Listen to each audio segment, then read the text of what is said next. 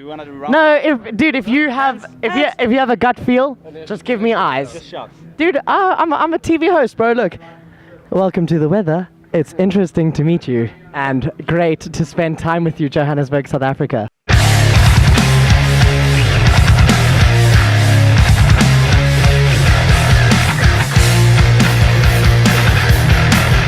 So what are your names and what are your positions in the band? Our names. My name is Sean. I'm the guitarist in the band. I'm Justin, Big Dick James, sing. I play bass. My name is Brogan. I'm Robin. I play drums. Great, and how did you guys come together to form your current band? Justin and I actually wanted to start a band. I used to play in a whole band and years ago and stopped playing, and then we wanted to do something like rad, something different that's no one's really doing here and stuff. And then I hooked up with Brogan. I knew him from previous bands, and then he brought Robin to the mix, and then it's just been magical ever since. Yeah, magic, basically. Two best friends. We have matching tattoos, me and him, and then you have matching tattoos. So we do this like super additive. We're possibly the gayest band you've ever. Yeah, we also promise to do mouth kisses before and after every show. It just helps us connect. Yes. So we can get that on camera. No, we don't do it on camera. It's more of a ritual for us just to do personally, you know. We don't want to, I don't know, later. In the DVD, in the special edition. Thank you. So what is it that inspired each of you to pick up your instruments? Myself and my brother were put together by the, I don't know, hands of God. And he was a guitarist, and then they forced him to play drums. I was a DJ, and then they're like, hey, we need a bassist. And you guys, you just sang by force. Yeah, I still can't sing, so... We don't talk about it. I started playing guitar because I was really bad at French at school, so the only two options were either music or French. So we had a guitar at home, so that's why I started playing. Oui. You guys don't have any musical inspirations that kind of got you in that direction? I don't know. We always try to like be inspired, but not like be like the same, or I don't know, like we try to take small pieces of what we like and what we want to hear from music, but it's mostly our own voice. We have this like pop chunk thing in mind, and that's just what happens when we get together. It's honestly, it's unexplainable, just like everything else in this band. It's completely unexplainable. All right. I love how you're pretty much interviewing me over here. I told you, I'm a professional. I've actually seen a video of you at, I put it even on, no? What's that, the place in Newtown?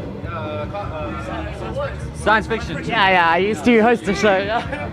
All right, so are any of these bands any of your fans? Or are you fans of any of the bands here? Yeah, definitely. Colin Mombelli's playing, and he's a huge inspiration for you. Like, it's pretty much a wet dream watching him play. And we toured with the Olympic last week in Durban. Yeah, they're playing as well. Yeah.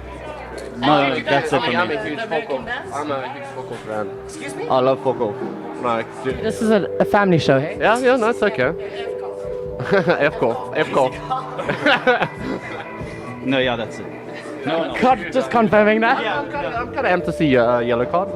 Not a big, can't say I'm a great fan, but like, there's some rad stuff. I'm super excited to. Also, the Black Cap Bones. Yeah, I mean, there's some bands that you just happen to walk past and you're just attracted to them, you know? Even though we're not like avid fans of them, we still appreciate South Africans bringing it harder than they've ever before, without a doubt. The bands are of high caliber. Nice. Next question. So, is this your first time as a band at Oppi? This is our gee whiz. so first, Yeah, we only started playing shows like a month and a half ago. Yeah. So we've played like...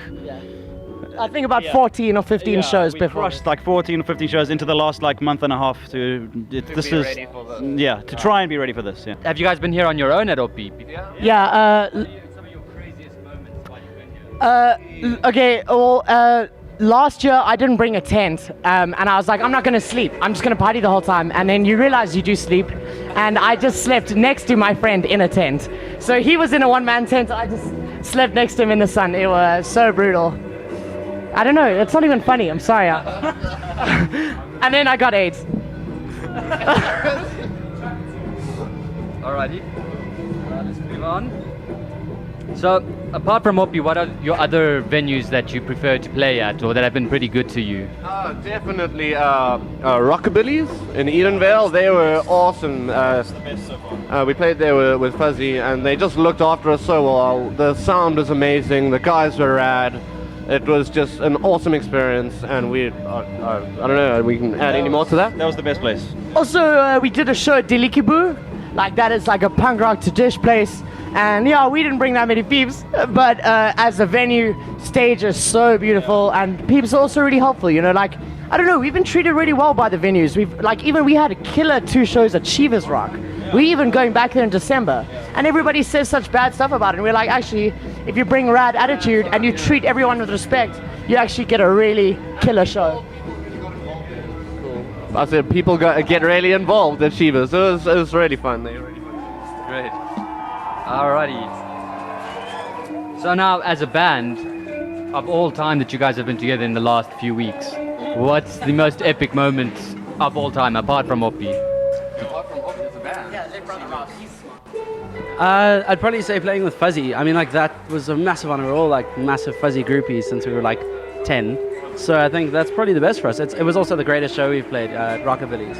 Just because it was, I mean, like, Fuzzy brings a huge crowd. And I think we're not like similar to Fuzzy too much, but you know, we've got enough of a thing that the crowd could appreciate what we did, and it was so cool to feel that energy. It was amazing. And on like a kind of a gay level, I think just writing the music with you guys has been really moving and special.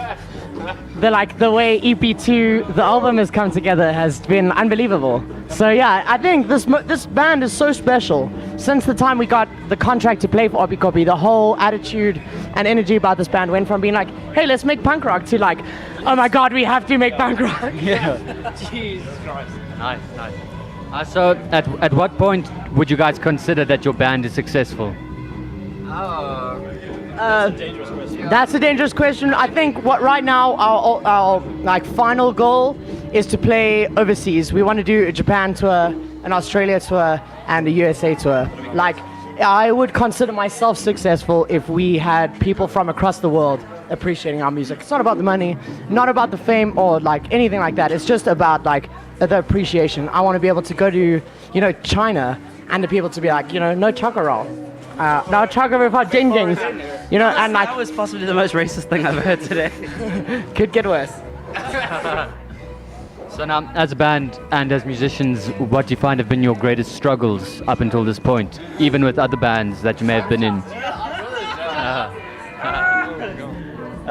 Yeah, your greatest struggle, so many for me. These guys have been doing this for much longer, so I think they've had a better time of doing this. This is my first band, so I only started taking it super seriously this year, and the last couple of months have been a crazy push to write enough material for this day. Is it done? Is it done? Some of the songs are not that done. Some of the songs you're just gonna hear some just to fill in the gaps. But yeah, that was probably the biggest struggle so far. Yeah. So, as a band, when you guys write music, is there any sort of motto that you run by or a message that you try to communicate? Yeah, we've always, Brogan and I always spoke about it, and everything that we do and everything we try and write, it's like, everything needs to be rad at its simplest form. You know, if you take away all the special effects and all the digital things and everything you can do in a computer, if we just go and play the riff and guitar, it needs to be rad from that very first step, and it can only get better from there. And we've always had that as like as a mantra and stuff for what we do. You know, like, just fun, rad, feels good, and take it from there and make it better. Yeah, we have no skill whatsoever. And lyrically? What about lyrically? What a motto? Yeah, just positive vibes mainly. All of my songs are just about like have a good time. Yeah, good times. Just fucking it's just positive vibes. Everything. I don't sing about being sad or upset or everything is very motivational. Yeah. We don't cry. We don't cry unless it's After a show. yes. Good cry. After sex. Yeah. Happy cries. Man, I really wish I had some tape. Yeah, oh dude, we have tape. Do we have tape? You guys have tape? No, I don't have. Sure, we'll find tape somewhere from one of the other bands. Gosh. Better bands, the bigger bands. Bigger bands. They always got tape. All right, so what is the songwriting process in a nutshell? Who makes what guitar riff to who sings to it? Which I guess is you. You want to rock it? No, you can rock it. Okay, let's break it. We'll do half Half an hour? I think like at the first part, Sean and Justin had this like idea. They had about 2 or 3 songs that like they came to us, and then from then on, it's kind of been like Sean and I refined the guitar styles. Like last year, I quit my job and I was like, okay, I'm gonna get really good at guitar because I'm a bassist and a bad one. So I wanted to get us to a point, or myself to a point, where I could write riffs that these dudes would be proud to play. And then once I got myself to that point, songwriting went so quickly because me and Sean were on the same level. It was like, I like that idea, plus his idea, plus that idea. And Brother Rob is unbelievable.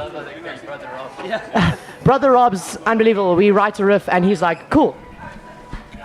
Best drum groove I've ever heard. And then Brother Joust takes like 2 or 3 weeks to write on his own time. To write like one sentence. Maybe about a month. No. 3 months. Yeah, like we want Joust's vocals to be like super sincere, you know, and honest. And we want him to take time. Like all of us can write songs, but we want him to really have the time to craft something he's proud of. To everyone. Well, Justin's vocals and all that is what makes the connection to everyone that listens to our music and stuff. You know, we can write the songs and they can have a certain mood or feeling to them, but what Justin communicates through them is essentially what's going to come across. So it's super important for him to take time, do it, and like actually mean something to him. So one day some kid can be like, this means a lot to me or relates to me in some way in my life, which is I think it's rad. Yeah, so that was our process. Great.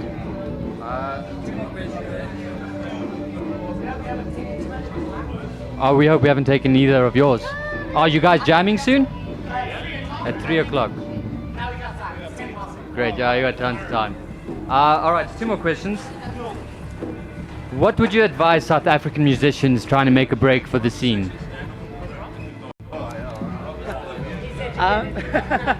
Look, I mean that's a very tough question, but I think like the best thing is just practice your ass off and send out as many emails, like irritate as many people as you can.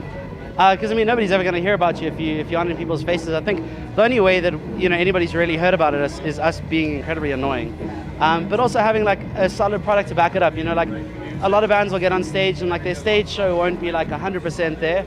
And we're like, as much as these guys hate Metronome, well, I think I've gotten them to love it now.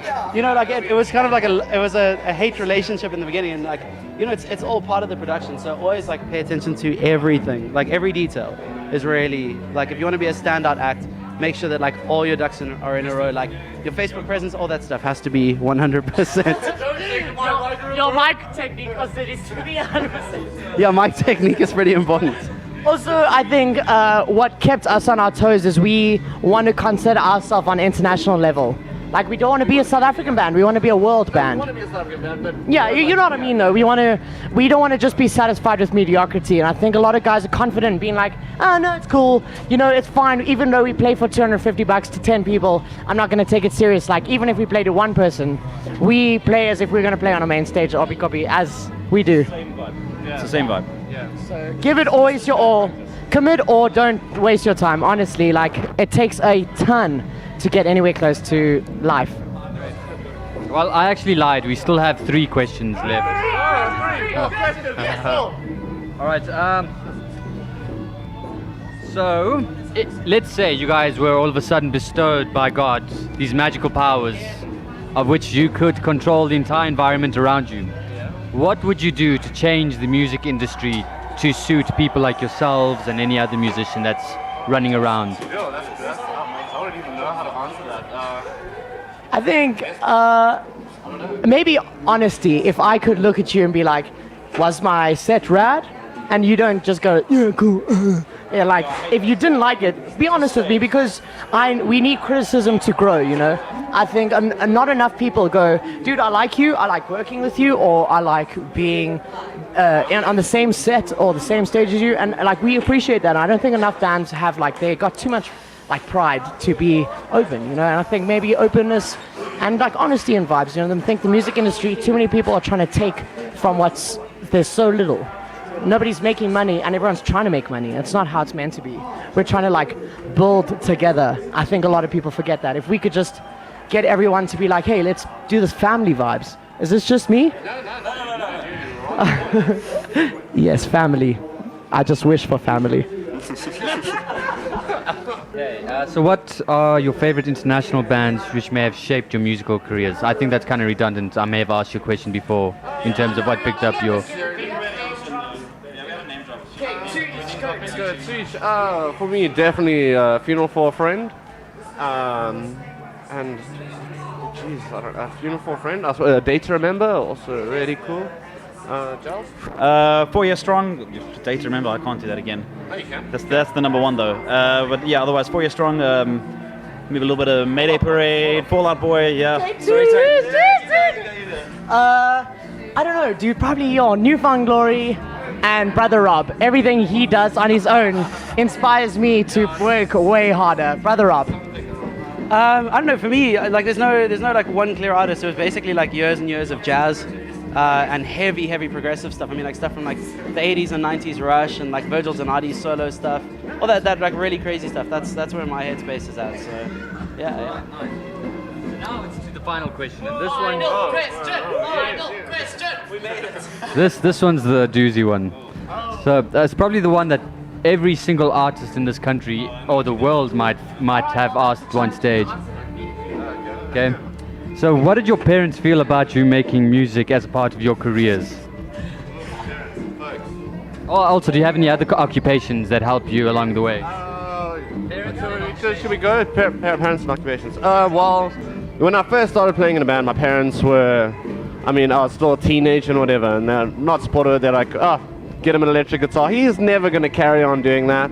And it's the one thing that I've really stuck through with as a hobby, and it's turned into my passion, which is really rad. As for a day job, I work as a 3D animator and motion graphics artist. So yeah, I get to do visuals and I can do stuff. So I'm in production, which yeah, can do things, which I also really enjoy and stuff. So it's rad. Yeah, it's been yeah. If you're in production, you know, it can be a shape or Sibs. Sorry, what's Sibs' surname? Sibs. Yeah, I know Sibs. Yeah. I used to play in a band as well. He was a drummer. That's Sibs. Are we talking the same one? Yes, dude. Know him. Yeah. Yeah, I thought I knew. Oh, dude, I recognize you now. I was just like, I know this guy. I thought so when I mentioned it. Yeah, right. Justin. I have a full-time job. I'm an electronics engineer. I do detonators for mining explosives. So I'm self-sufficient. My parents are like, you can do what you want to do, you know, with your free time. Do what you want to do. Yeah. Do you have a lot of free time? No, it's work, and then it's band, and then it's work, and then it's band. Oh, there's sometimes a little bit of girlfriend in there. Sometimes. Yeah, no free time. There's no such thing as free time when you want to crush and push and get good at everything. Yeah. When I was younger, I think my parents were a little bit confused, but like, as they see me grow as an artist and they see me working harder and harder, they've become super supportive. They actually bought tickets to come watch us today, and they're not going to watch anybody else. They already said to me, they're like, it's just you and nothing else. And but yeah, dude, I think since the beginning, since day one, I've been insanely passionate and like crazy driven, and everybody responds to that. So my parents are like, oh, you seem to be doing something good, and with this new material, it's better than anything I've ever done. So they were like, okay, now it actually makes sense, you know? And yeah, I got a new job. I'm the bass specialist at Marshall Music. So I get really cheap guitars and strings, and that helps us tons in Woodmead. Yeah, I started there like a week ago. Yeah, I actually didn't even ask for this day off. I'm just here. I was like, cool, see you Monday, bye. Yeah, I was pretty lucky because I come from quite a musical family. I mean, I grew up with my dad, driving around and gigging in like all our places. So my parents were pretty supportive. Obviously, they wanted me to get a real career, but they were like, "Oh, you can go to art school, you can do your thing." You know, in the last few years, you know, there's not much money in the music industry. So now I work as an analyst at a marketing company. So I tell people how to make lots of money. I don't know how to make it myself, but I'll tell them how. Yeah. Having someone with like a marketing sensibility. Having someone with a marketing sensibility also helps us a lot. Although, I don't know, we've had it for a while. We've been pretty great at social media and marketing. It's just been like we connect with it. it helps us get lots of people irritated. All right. Well, thanks, guys. You're welcome to do one crazy thing. You can say anything. Hey, watch us at the Wesley Dome stage at 3, or if you aren't at Oppikoppi like a tool, bottle of water. Come see us in September. We're playing at every venue, every day, every night, every Thanks so much. Awesome. Thank you, sir.